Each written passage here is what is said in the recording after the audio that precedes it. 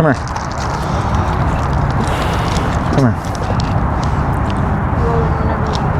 Rolling?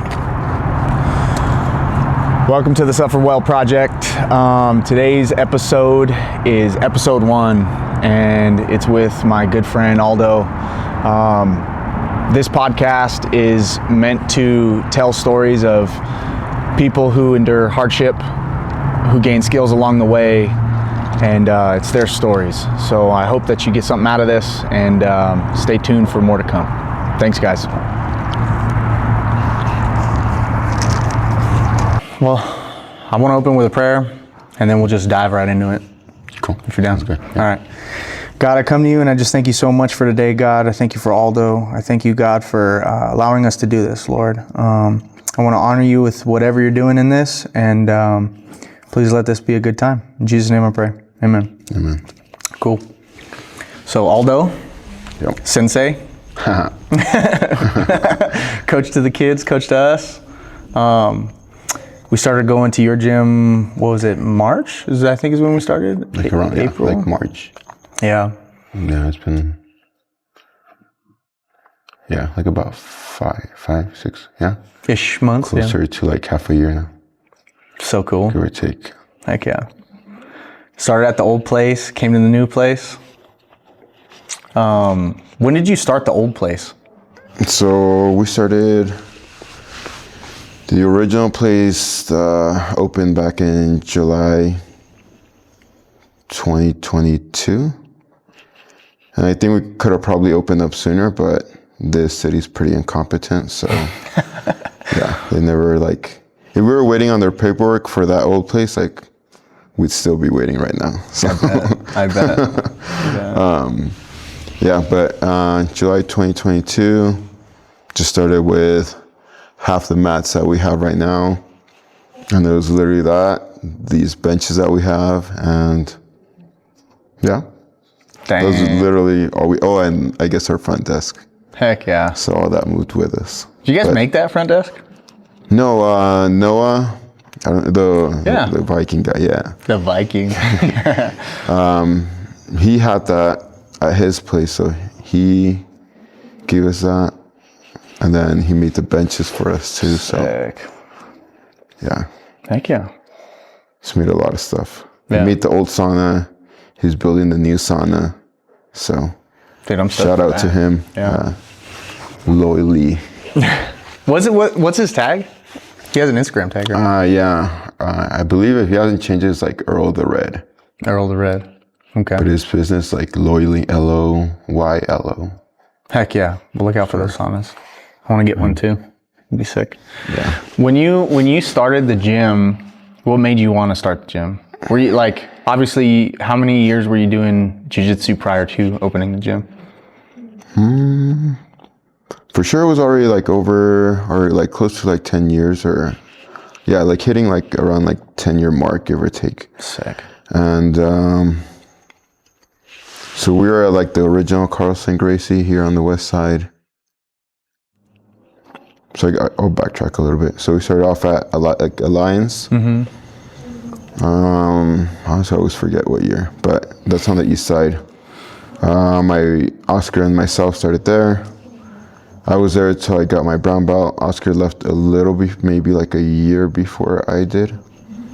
We transitioned over to the Carlson Gracie here. Sick. Paso under Professor Guy.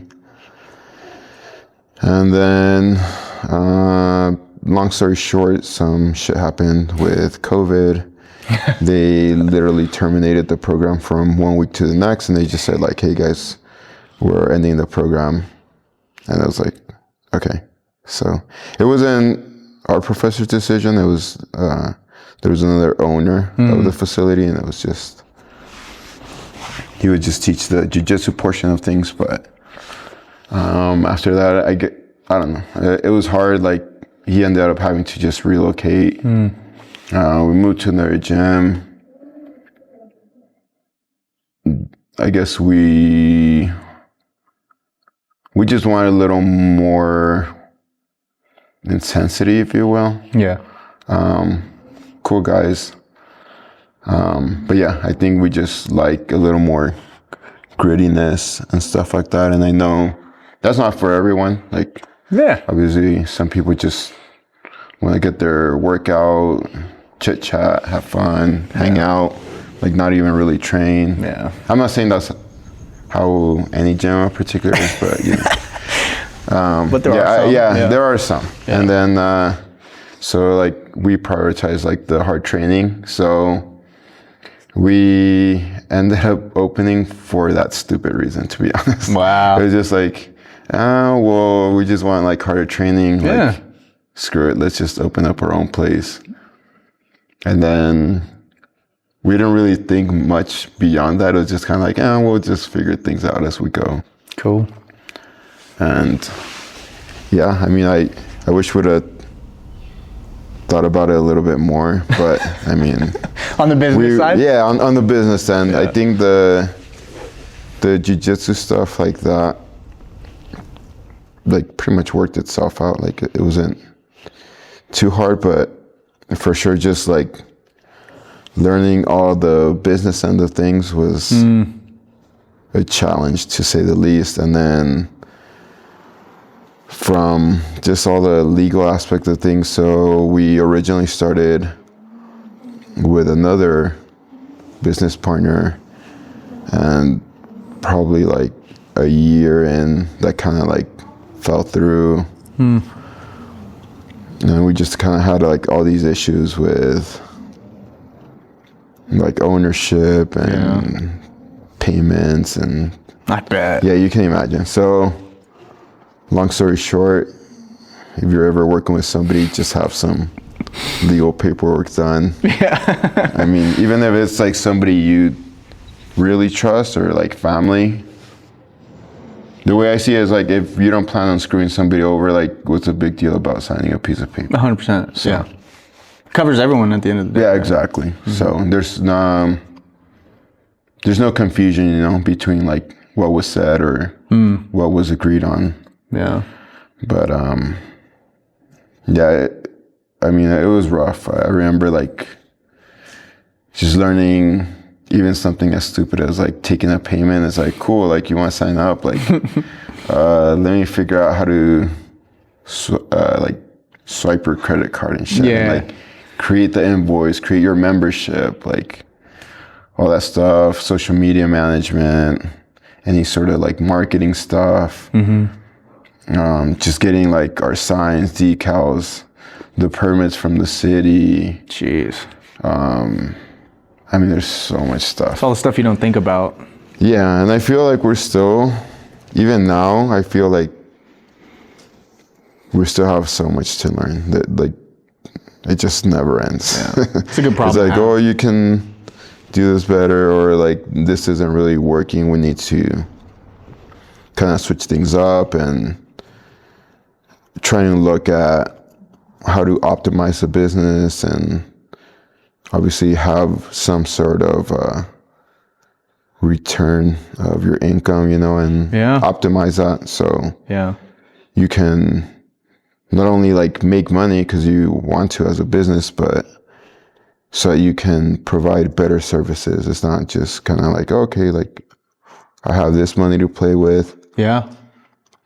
And then you tend to forget that Uncle Sam always takes like half your cut. So on paper, you're thinking like, oh, okay, like we're not doing too bad. And then Uncle Sam comes in, and then you're like, well, maybe it doesn't look as good as we thought. Yeah. So taxes, man. Yeah, that one's annoying. Yeah, to say the least. I think it's always annoying for sure. Yeah. How many dudes were rolling with you guys when you started the gym? So people that moved with us, oh man, we probably had like at least like a good 15 or so.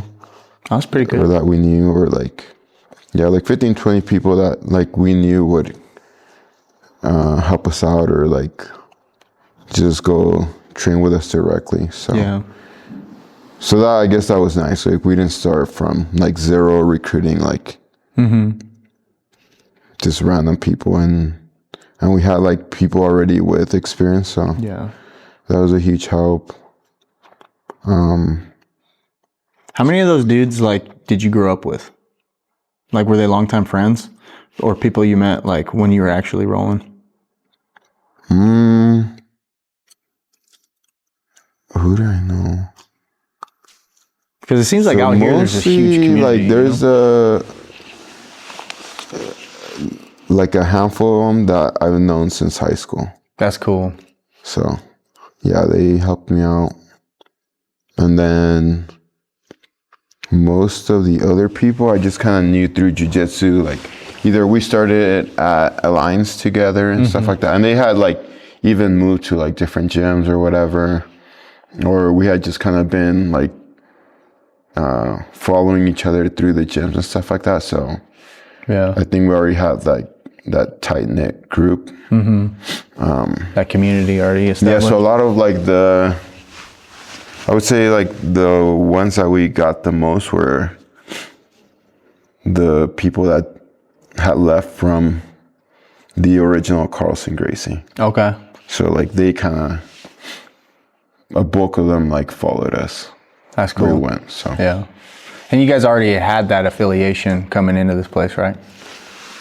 yeah, so we got it a little bit more so because our other partner, so he was actually like one of the first students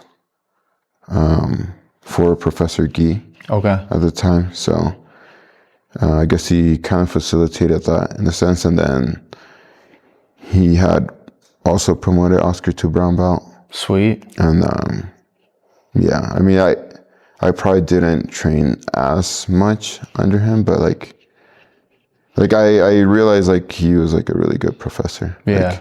Because he would like actually watch everybody, and like you could tell like he was always like studying people, like watching the Intentional. game, and then I don't know. You'll see like a lot of coaches that will either roll all the time with students, which I don't think is necessarily bad, but Yeah. at some point I do think you need to step back and Detach. watch what your students are doing, and then you know where you can kind of guide them a little bit more. Yeah. And then of course you have like the complete opposite, where there's some people that are like, okay guys, do this, and then it's like, all right guys, 3 minutes, whatever. It's like, and then they're just Checking their phone. Yeah. so. All right. So you started the gym, and you were already a nurse, right? At this time. Yeah. When did you become a nurse into your jiu-jitsu journey? I guess two-part question is like, when did you become a nurse, and how did that affect your jiu-jitsu? And then we'll get into when you started and why you started. So I've been a nurse since like 2013. Dang. Okay. Mostly like critical care, maybe half a year with like pediatric critical care, but everything else has been like adult critical care. So like working with like traumas, just general like surgical stuff, neurological, ICUs, dabbled a little bit with like cardiac ICU, burn ICU for a little bit too. So yeah, like just a little bit of everything. Dang. So when we started the gym, I guess I was like about 9 years or so as a nurse already. So Okay. I guess the good thing about being a nurse is you do have a lot more days off, but when you do work, you're pretty much like done. There's not too much you can do with your work like the rest of your day. So Yeah. it'll typically be like 12-hour shifts for the most part. Yeah. If everything goes well, because sometimes if things get a little hectic, like you still have to stay behind and finish, either helping if somebody's like crashing, whatever. Yeah. And the most annoying part, just like documenting everything, or The admin side of things. yeah, Oh my so gosh, yeah, because it's like if you don't document stuff, it never happened, kind of thing. So Yeah. that's a super annoying side of That's a pain. healthcare and nursing as a whole. Damn. So did you start jiu-jitsu like while you were in school to be a nurse, or was it well before that? Oh, so a little bit. Actually, I think I started as I was going into the nursing program. A little before I like officially got into the nursing program. Heck yeah. So I wasn't going as much like during school and stuff like that, but like once I graduated, all that stuff, like I was able to go a lot more. And then I was able to do a little bit of travel nursing. So I was able to like go like train just different like gyms and stuff like that.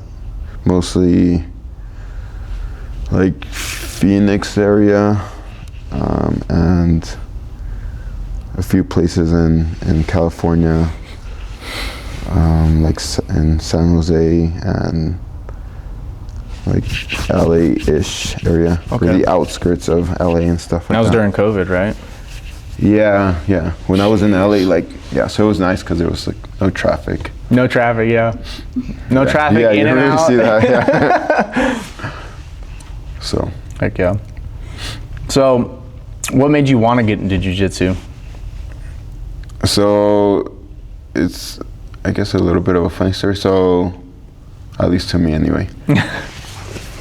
We have this friend, we call him Boots. So he's a small guy, like 130s, something like that. Like at the time, like my brother and myself, not Oscar, like my middle brother. We were just kind of like hitting up the gym, so that's all we would do, just kind of like lift weights.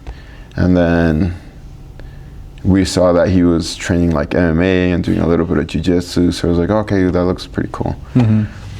So we just ended up hitting him up. He like came to our house and we're like, hey, like how is it, blah blah.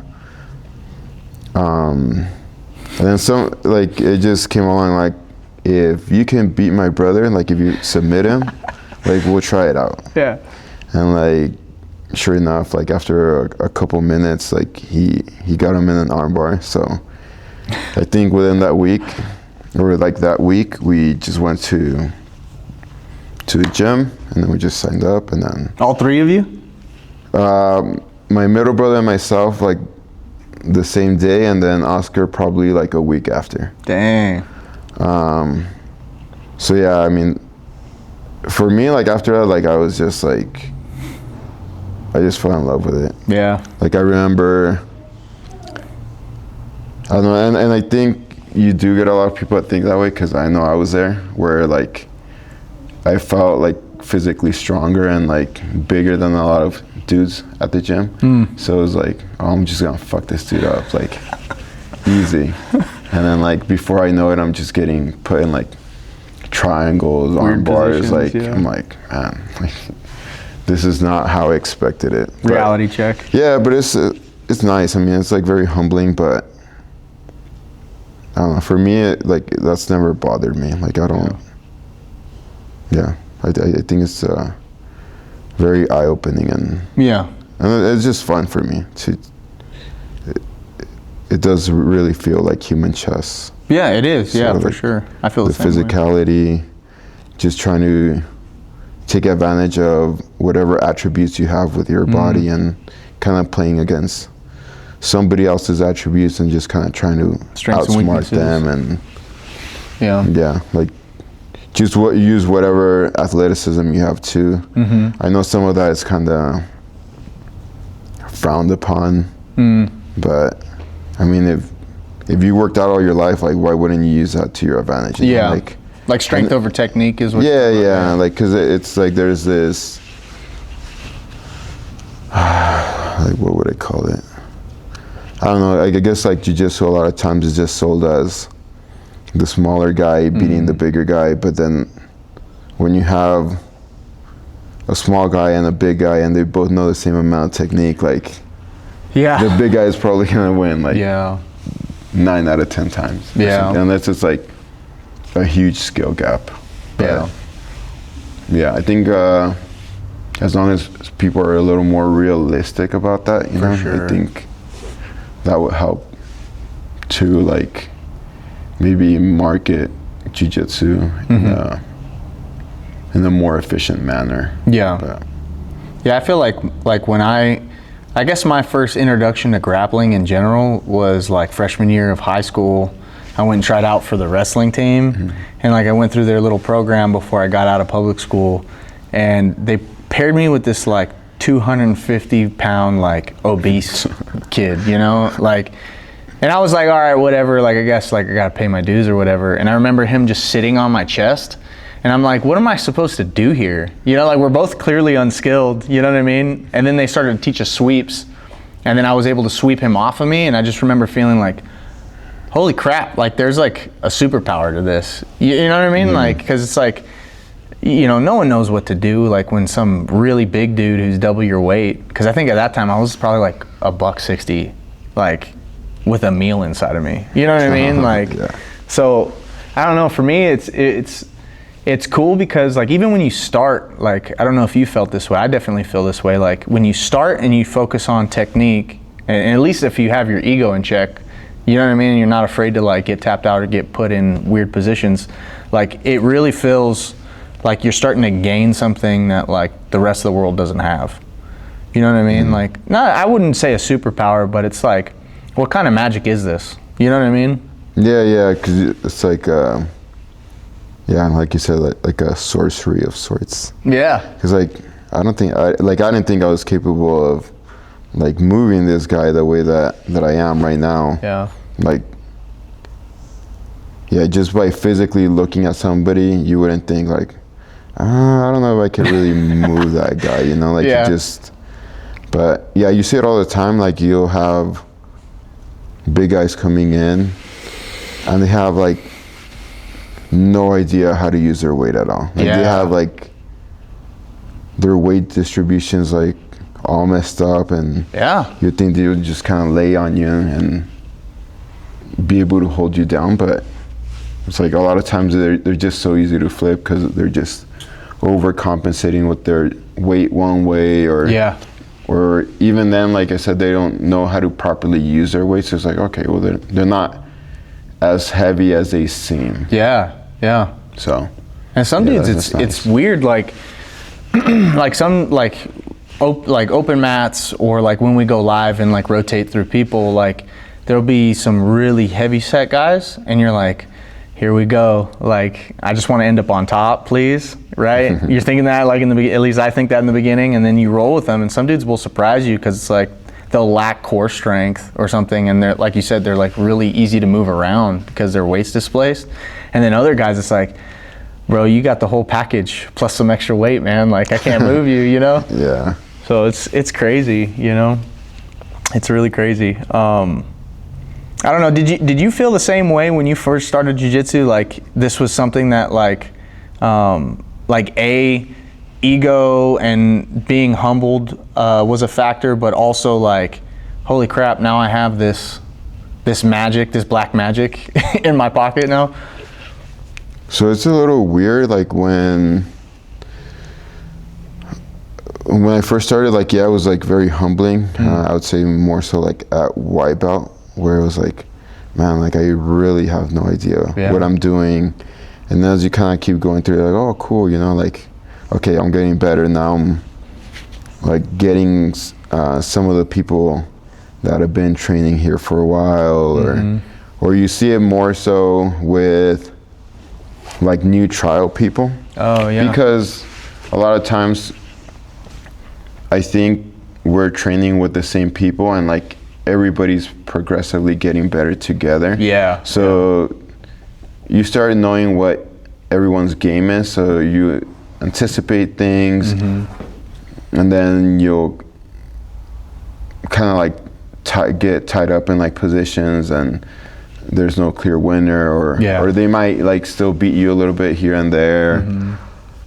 But it's not until you get somebody that's like completely new, or somebody that just doesn't know you, and then you roll with them, it's like, oh crap, like I'm learning quite a bit. Like it's hard to see it with the other people that are just there kind of grinding with you. Yeah. But yeah, once you get like somebody completely new, you're like, oh man, like I do know like this much, like this actually works, like this isn't like as effective, but I know like these things are working.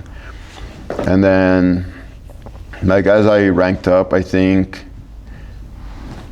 it's like really dumb for me to say, but like when I had like my blue belt, I felt like I was more willing to want to get in some sort of altercation. And like in my head, like I was thinking like, man, I'll just kind of beat people up and stuff like that. But now that I have my black belt, like it's really weird, because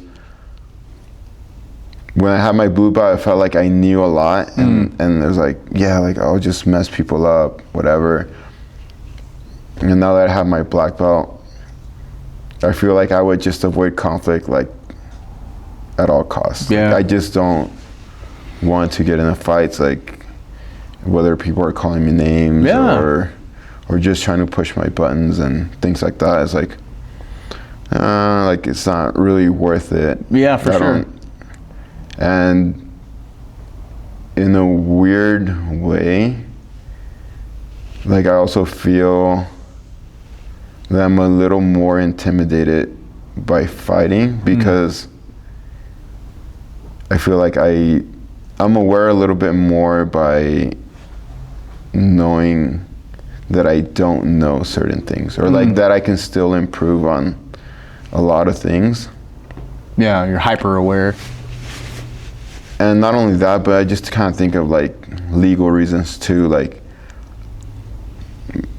let's think of it like best case scenario from a fighting scenario where I just destroy somebody, but God forbid if you pick somebody up, you slam them on the concrete, they get a head bleed or something happens. Now I'm in jail. Yeah. For what could have been like defending myself, even if I was in the right to defend myself. But because now you got to make the case that you were defending yourself. Yeah, or getting jumped by somebody, because like you never know who's with who. Yeah. So I mean, I just don't think it's worth it. So yeah, I would by all means like just try to avoid conflict. So yeah, I think that like it is a nice thing to be more aware of that. Yeah. But yeah, it's I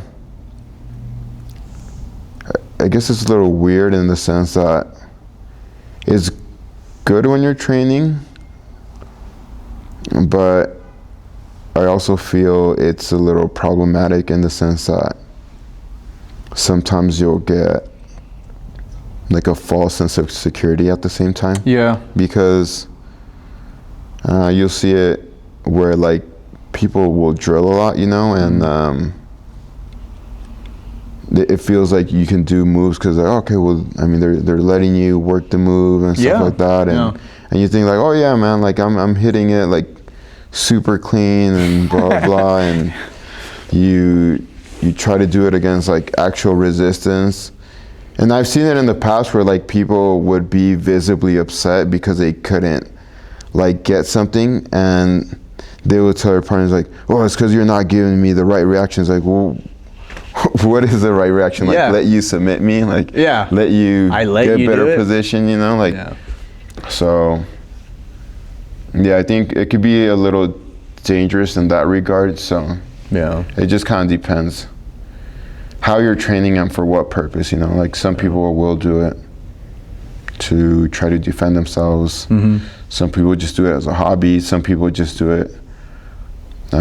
I know, like, I haven't been in the military, but I know a lot of people that are in the military that once they leave or even when they're currently in the military, they'll say they just kind of enjoy that brotherhood of like just grinding with other people, and I think it just builds like way stronger like relationships, you know, whereas like and I think that's part of the reason why like you enjoy the hard training a little bit more, because if you're going hard and I'm just kind of talking with somebody on the sidelines, it's kind of like fuck that guy, you know?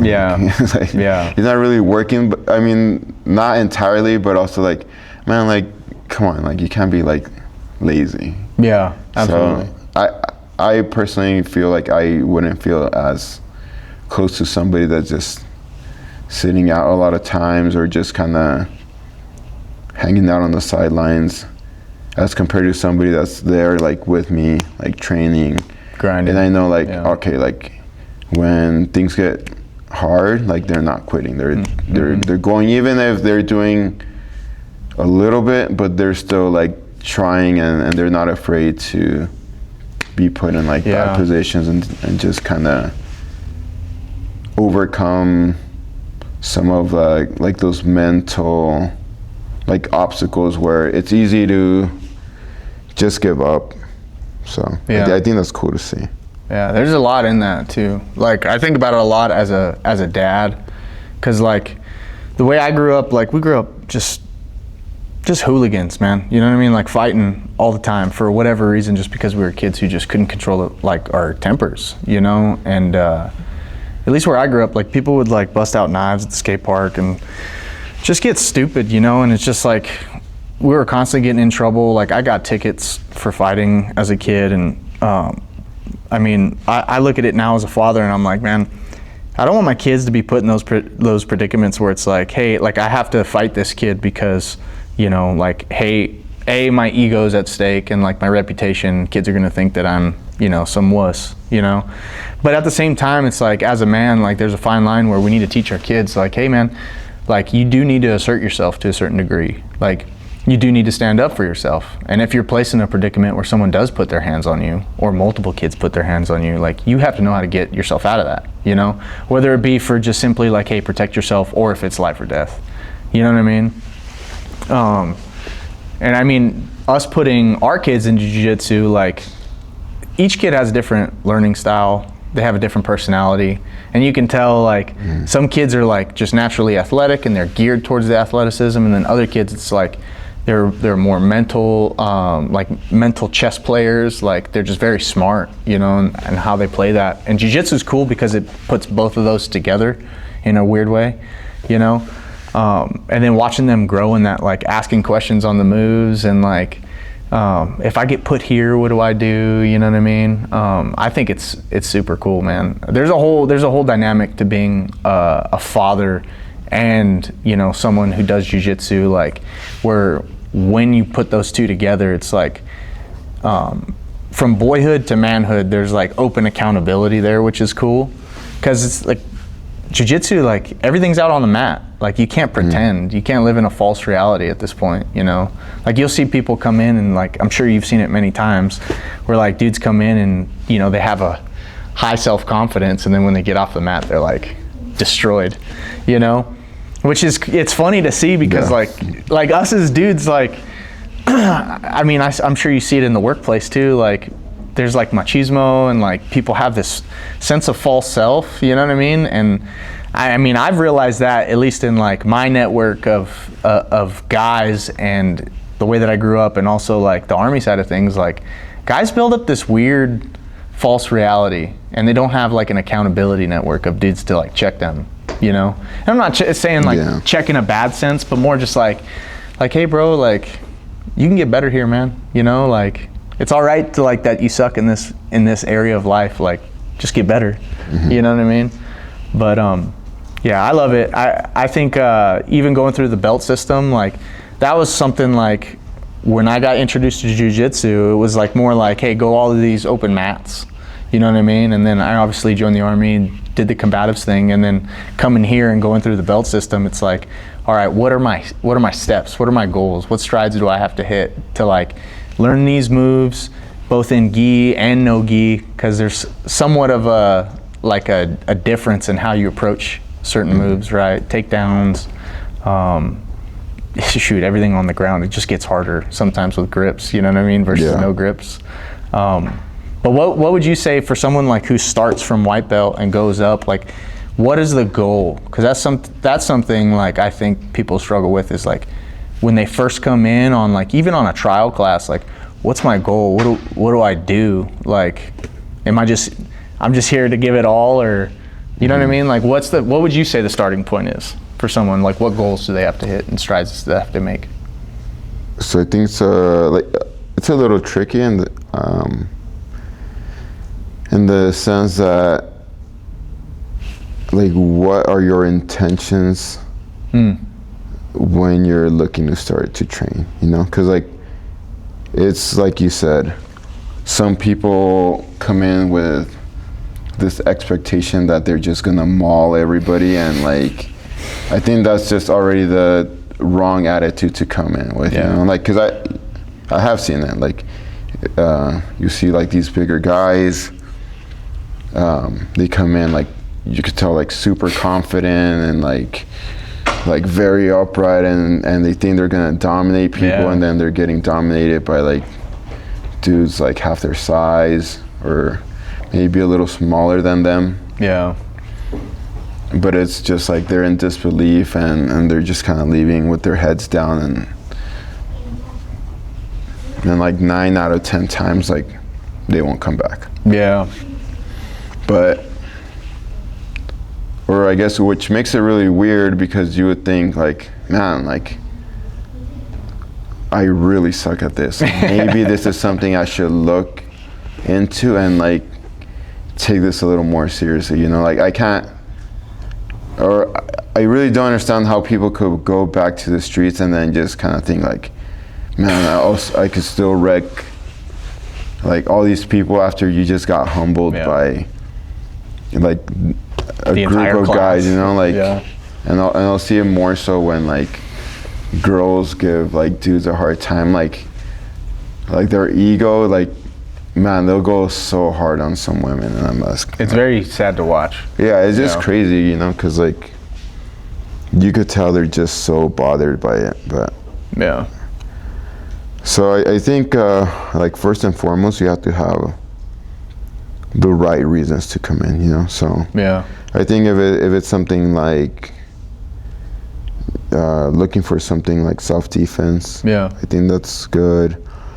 Or it doesn't even have to be anything like martial arts related. Like, I know some people just want, like, accountability, so they know that group classes will probably help them stay a little more consistent, and perhaps all they want to do is like lose weight or just build some sort of, like, friendships because they might be new to town, or things of that sort. So I think that those are all, like, good reasons. And then, like, as far as, like, what to expect, I mean, it's just like anything you're new at, you know? Like, it could be soccer, I mean, it could be football, it doesn't really matter. Like, jiu-jitsu is just one other thing. Like, I should already be coming in with the expectation that, like, I'm probably gonna suck.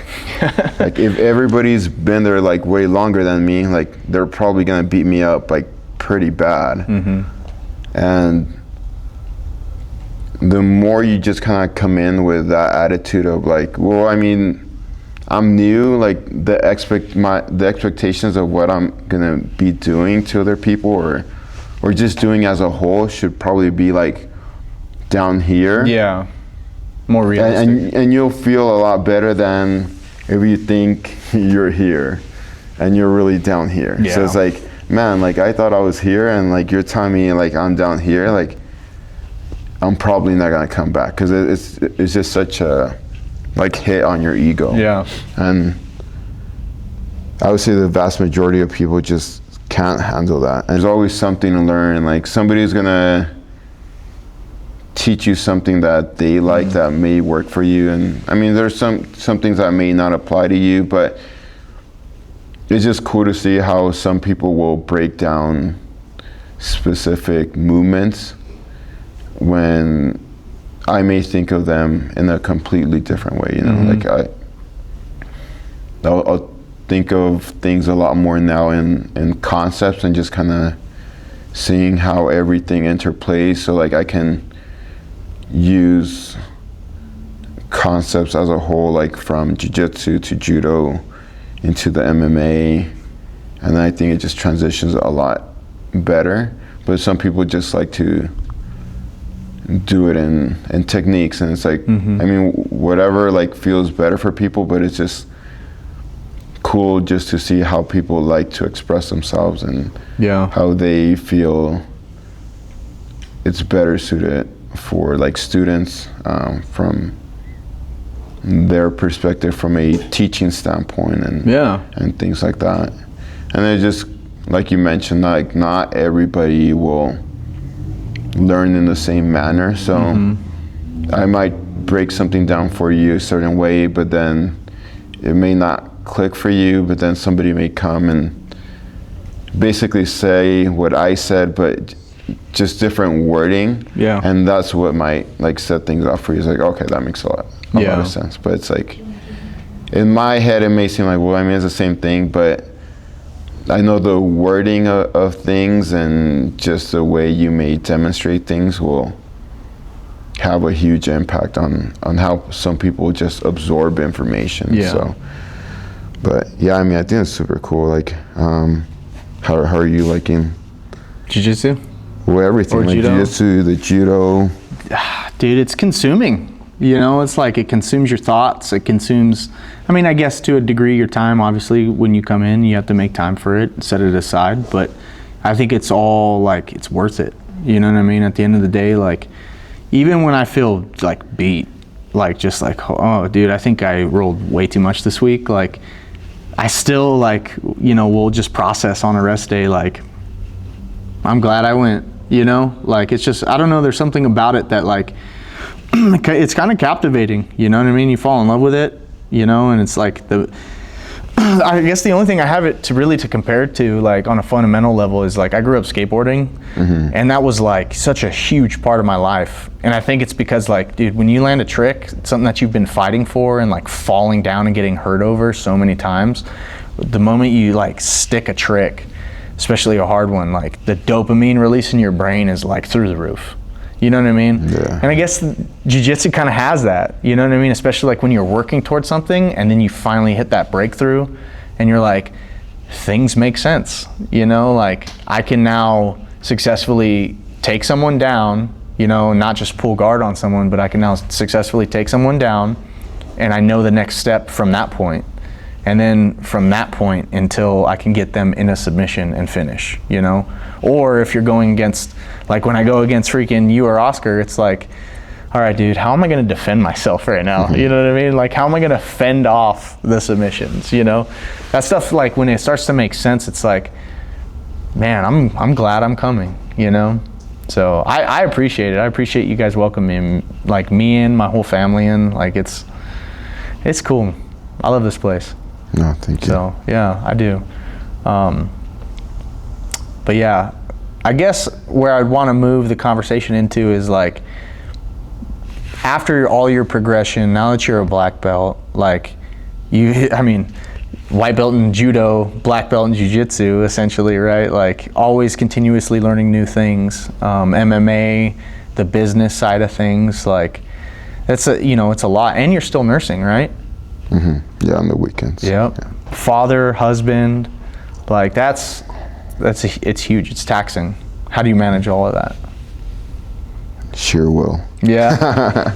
Basically. Yeah.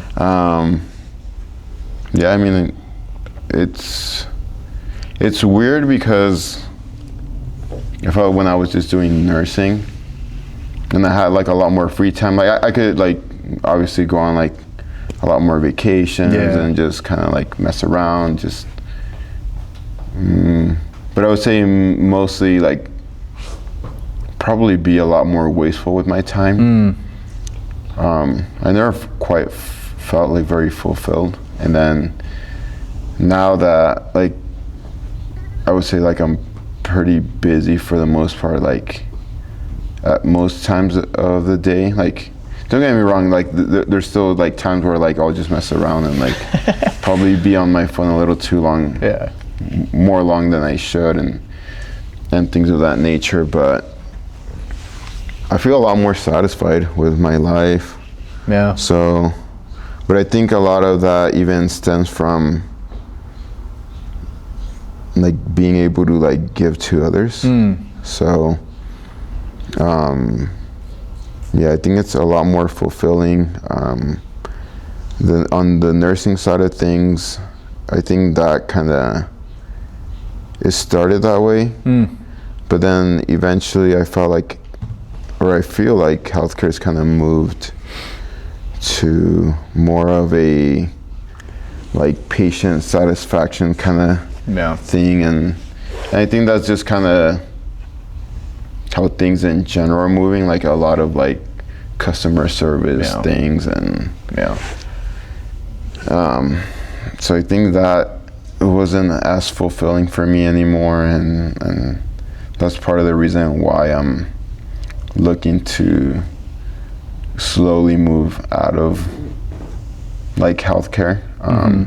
But I think I still very much have a passion for like health related things, but more so in a different manner. Like, whereas like in the hospital, I'll help people with like acute things, whether whether it was like self-inflicted, if I have a poor diet, never exercised all my life, and I get a stroke or a heart attack, that's kind of on you, but here I feel like I have a little more control, or I can help somebody a little bit more in the sense of like I can educate people like with if they're interested with like nutrition shit, or if I'm helping them like exercise, whether they meant to come here like for weight loss or things like that. I know I've seen a ton of people that have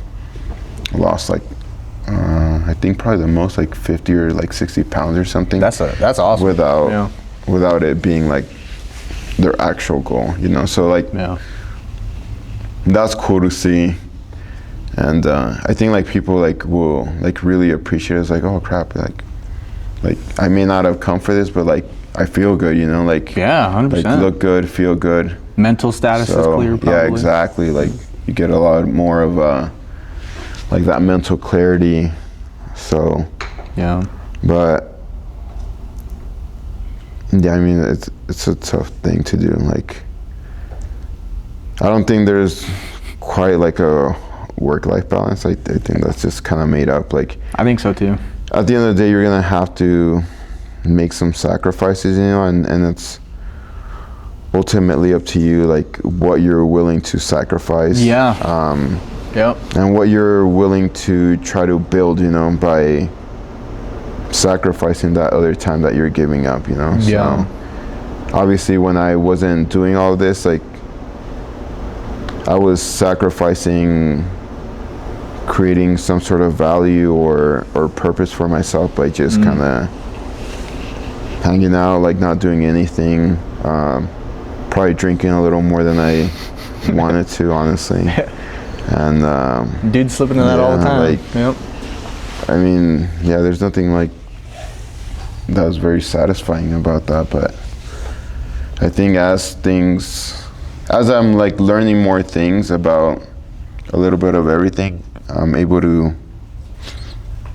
kind of see the light at the end of the tunnel, if you will. Because like I know a lot of times it'll just feel like there's so much to do, and like I don't know, it gets busy because like I feel like I have like 10 hats on. And it's like, well, how can I be like a good dad, a good husband, a good business owner, a good coach, a good training partner, a good nurse, like good friend. A good friend, exactly. Like I mean there's so many things that are like ongoing, and it's just you really do have to just sacrifice some of those things so that you see what gives you the best like return on your time, because I feel at this point like my biggest goal would really be to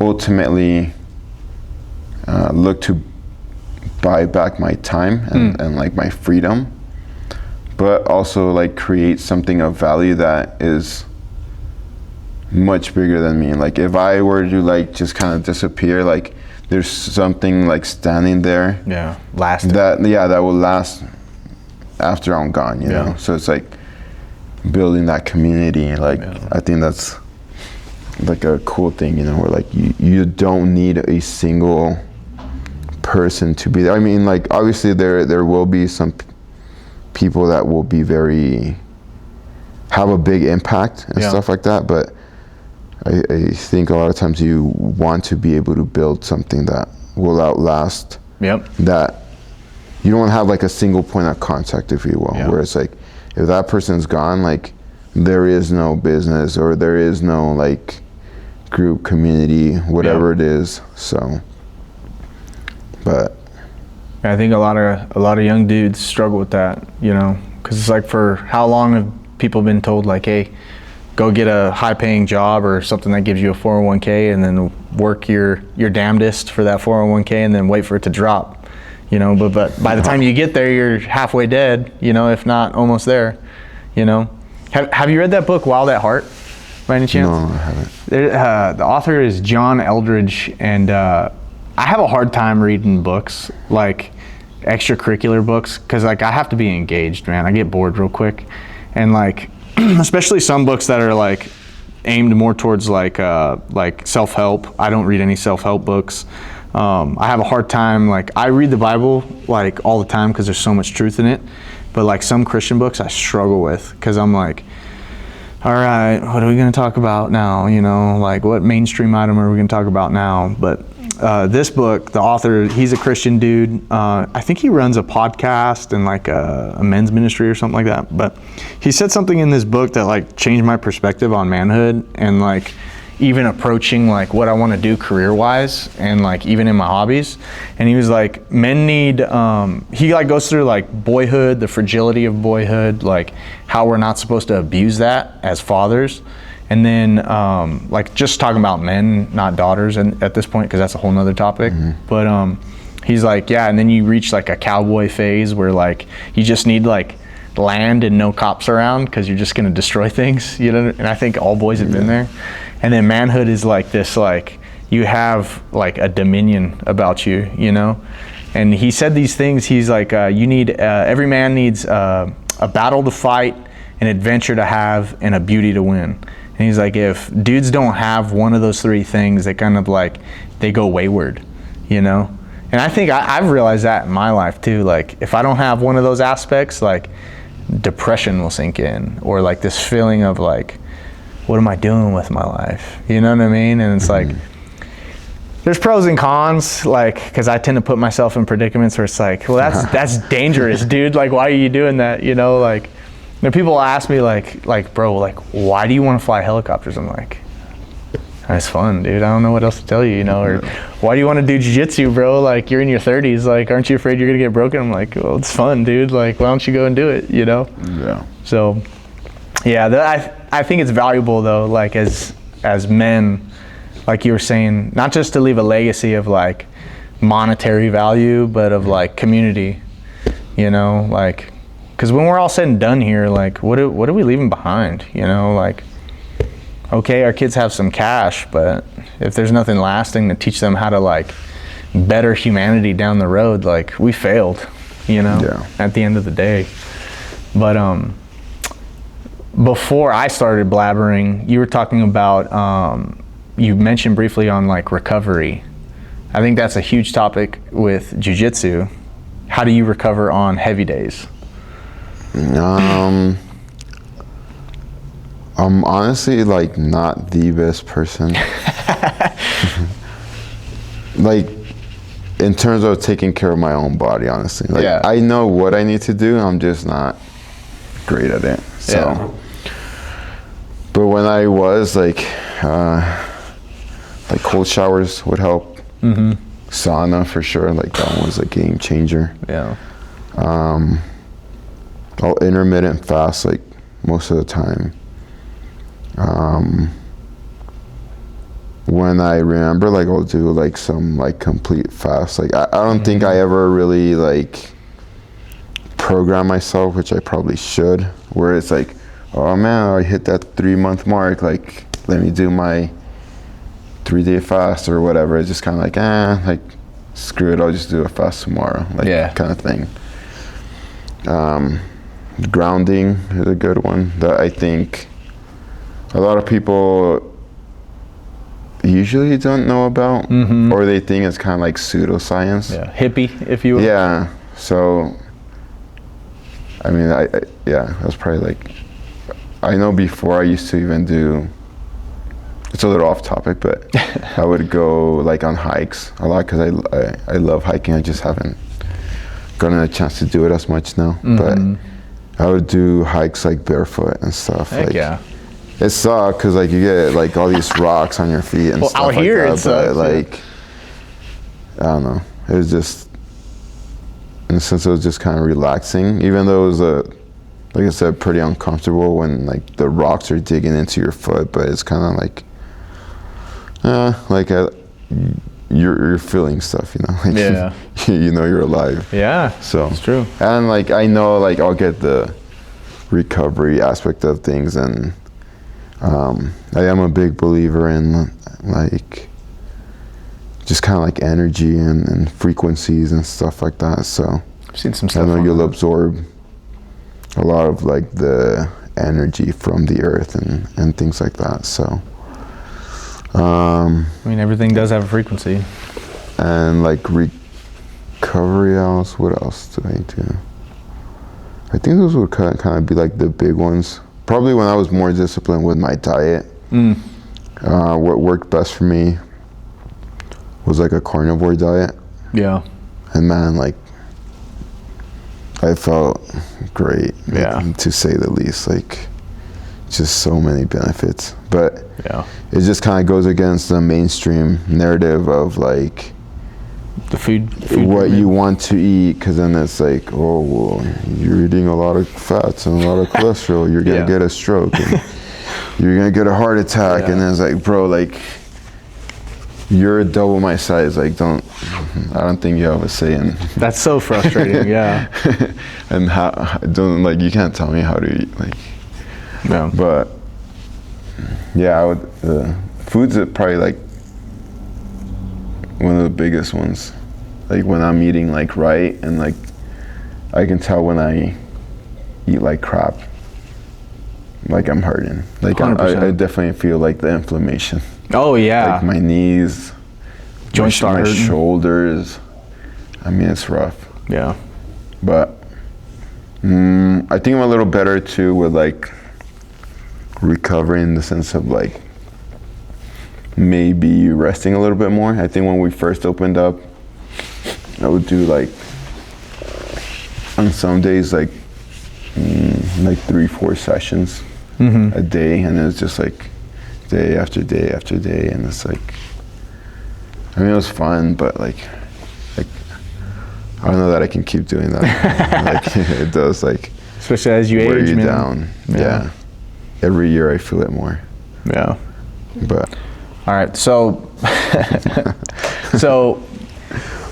what are your goals with the gym moving forward at this point in life? I think the big one, just slowly start backing off so that I can focus more on growing the actual business side of things.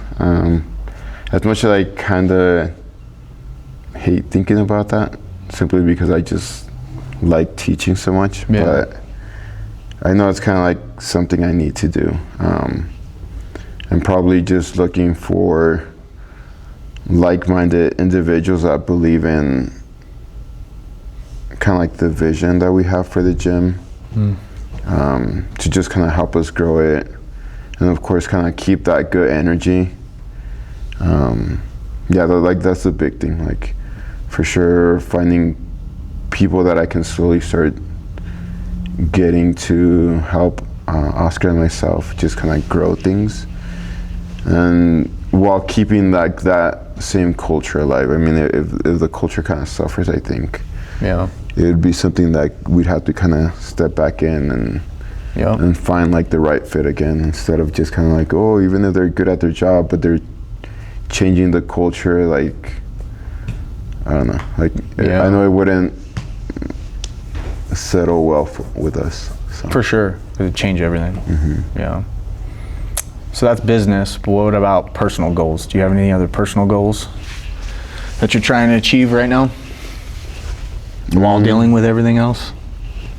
I mean, the personal goals I feel like are still the same. A lot of it is just kind of continually trying to learn like more aspect of like the business. Like I just kind of like enjoyed like learning more stuff, like knowing how I can do things a little bit better. But I guess more so on like the personal side of things, for sure, a big one, like improve my communication skills. They're pretty horrible. And like my leadership skills, I think. Yeah. So they're like two big ones that I personally want to work on.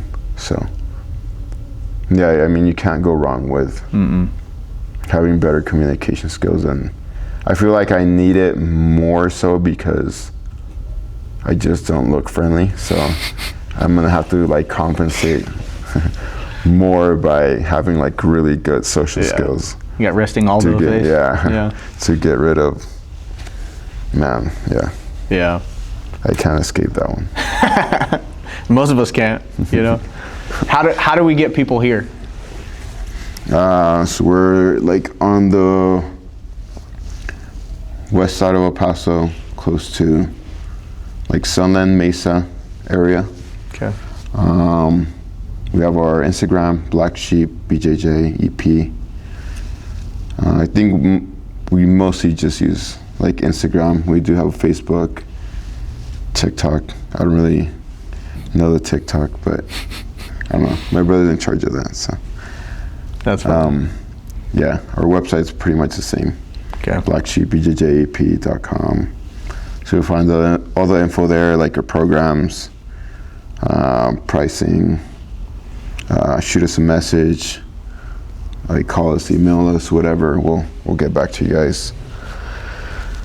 Yeah. Cool. Heck yeah, dude. I hope people swarm this place. Yeah. Hopefully, I mean, that's the plan. Yep, that is the plan. Thank you, dude. Thanks. Thank you for having me. Thank you for having me here, my whole family here. I'd like to close with a prayer if you're cool with that. Yeah. All right. God, I come to you and I just thank you so much for this time. I thank you for Aldo, for Oscar, for this gym. God, thank you for everyone here in the community and in the El Paso region, in this whole BJJ atmosphere, Lord. Thank you for this time to just talk and to be real and be honest, Lord. We love you and we bless you in Jesus' name. Amen. Amen.